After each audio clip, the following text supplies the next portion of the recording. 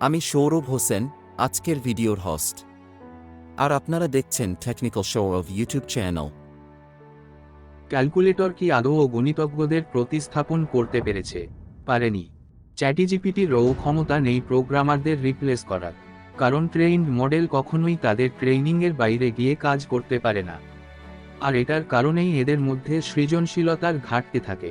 একটা মজার ব্যাপার হচ্ছে, চ্যাটজিপিটিকে এমন কোনো প্রোগ্রাম বানাতে বলুন যেটা দ্বিতীয় বা স্ট্যাক ওভারফ্লোতে আগে কখনো লেখা হয়নি, তাহলে আপনি সহজেই এর সীমাবদ্ধতা বুঝতে পারবেন। তবে একটা বিষয় অবশ্যই মানতে হবে, যদি ভবিষ্যতেও চ্যাটজিপিটি টিকে থাকতে পারে, তাহলে একে ব্যবহার করে আপনার ডেভেলপমেন্ট প্রসেস ত্বরান্বিত করতে পারবেন।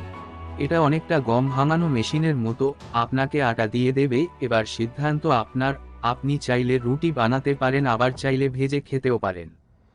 আমি চ্যাটজিপিটিকে বাংলায় একটি প্রশ্ন করেছিলাম, কিন্তু ওটার উত্তর দিতে দিতে হঠাৎ করে থেমে যায়। আমি তখন আবার বলি, চালিয়ে যান।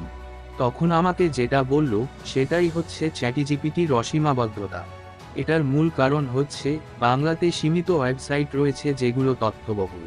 তাই চ্যাটজিপিটি এমন কোনো উৎস খুঁজে পায়নি যেখান থেকে আমার উত্তর দিতে পারবে। বর্তমানে আমি নিজে মেশিন অটোমেশন নিয়ে কাজ করি। আমাদের লক্ষ্য থাকে 10 জনের কাজ যেন একজনকে দিয়েই করানো যায়। আজ পর্যন্ত বহু মেশিনকে অটোমেটেড করেছি, যার ফলে প্রচুর মানুষের তাৎক্ষণিকভাবে চাকরি অনিশ্চিত হয়েছে।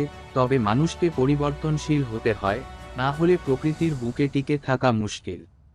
তবে একজন অটোমেশন প্রযুক্তিবিদ কখনো এটা ভাবেন না যে তার কারণে মানুষের চাকরি যাবে। বরং আমরা এটা ভাবি যে কিভাবে কাজের উৎকর্ষতা বৃদ্ধি পাবে, কিভাবে একই কাজ নিখুঁতভাবে দিনের পর দিন হতে থাকবে, কিভাবে কর্মীদের নিরাপত্তা বৃদ্ধি পাবে ইত্যাদি। আপনি অবশ্যই সামান্য 4 লাখ রুপি দিয়ে ভালো মানের গাড়ির স্বাদ নিতে পারবেন না, যদি মেশিনকে অটোমেটেড না করা হয়।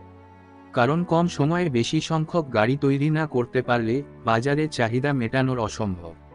আর চাহিদার তুলনায় কম উৎপাদন হলে দ্রব্যের মূল্য বৃদ্ধি পাবে। সুতরাং কাহিনী কলকারখানার মজুরদের হোক বা প্রোগ্রামারদের, বিষয়টা আসলে একই। সোর্স: এই বিষয়ে উত্তর দিয়েছেন শেখ রিজাউল। কোরা.com থেকে আপনারাও দেখে নিতে পারবেন তার আর্টিকেলটি। শেখ রিজাউল ভাইকে অনেক ধন্যবাদ। অবশ্যই শেয়ার করবেন এবং অন্যকেও জানতে সাহায্য করবেন আশা করি। আর হ্যাঁ, আমার চ্যানেলে সাবস্ক্রাইব তো must. Signing out, Sourav Hossain from technical Sourav YouTube channel. ধন্যবাদ। See you in the next video. Till then, take care. Allah Hafiz.